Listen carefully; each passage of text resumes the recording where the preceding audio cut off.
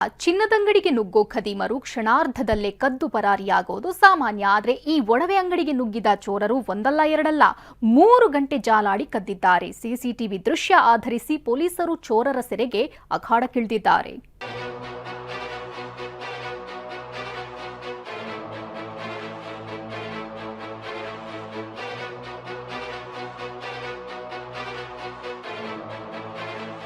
ನೋಡಿ, ಒಬ್ಬ ಬ್ಯಾಗ್ ತೆಗೆದಿರ್ತಾನೆ, ಮತ್ತೊಬ್ಬ ಬ್ಯಾಗ್ ಕೊಂಡೊಯ್ತಾನೆ.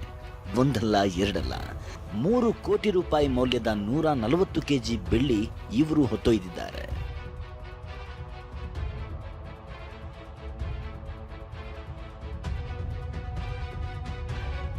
ಚಿಕ್ಕಬಳ್ಳಾಪುರ ನಗರದ ಮುಖ್ಯ ರಸ್ತೆಯ ಎಯು ಚಿನ್ನದಂಗಡಿಯಲ್ಲಿ ನಡೆದಿರೋ ಕೃತ್ಯ ಪೊಲೀಸರನ್ನೇ ಅಚ್ಚರಿಗೊಳಿಸಿದೆ.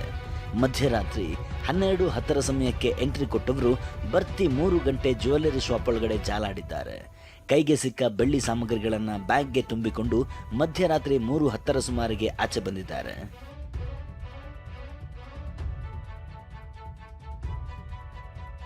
ಆ ಕೇಸಲ್ಲಿ ಯಾರೂ ಸೆಕ್ಯೂರಿಟಿ ಗಾರ್ಡ್ ಇಲ್ಲ.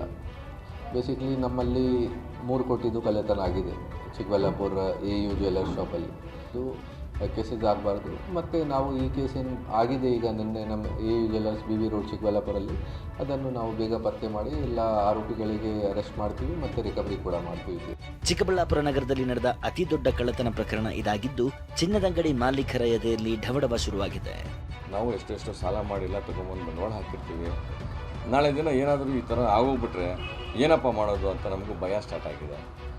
ನೈಟ್ ಟೈಮು ಕನಿಷ್ಠ ಪಕ್ಷ ಒಂದು ಅರ್ಧ ಗಂಟೆಗೂ 1 ಗಂಟೆಗೂ ಒಂದ್ಸರಿ ನಮಗೆಲ್ಲ ಬೀಟು ಬಂದು ಪೊಲೀಸರು ಸ್ವಲ್ಪ ನಮಗೆಲ್ಲ ರಕ್ಷಣೆ ಕೊಟ್ಟು ಇನ್ನೂ ಸ್ವಲ್ಪ ಬಿಗಿ ಬಂದೋಬಸ್ತ್ ಮಾಡಿ. ಸದ್ಯ 9 ತಂಡಗಳಾಗಿ ಪೊಲೀಸರು ಕಳ್ಳರ ಹೆಡೆಮುರಿ ಕಟ್ಟಲು ಅಖಾಡಕ್ಕೆ ಇಳಿದಿದ್ದಾರೆ. 3 ಗಂಟೆಗಳ ಕಾಲ ಆರಾಮವಾಗಿ ಜ್ಯುವೆಲ್ಲರಿ ಶಾಪ್ ದರೋಡೆ ಮಾಡಿದ ಚೋರರ ಪತ್ತೆಯೇ ಈಗ ಸವಾಲಾಗಿದೆ.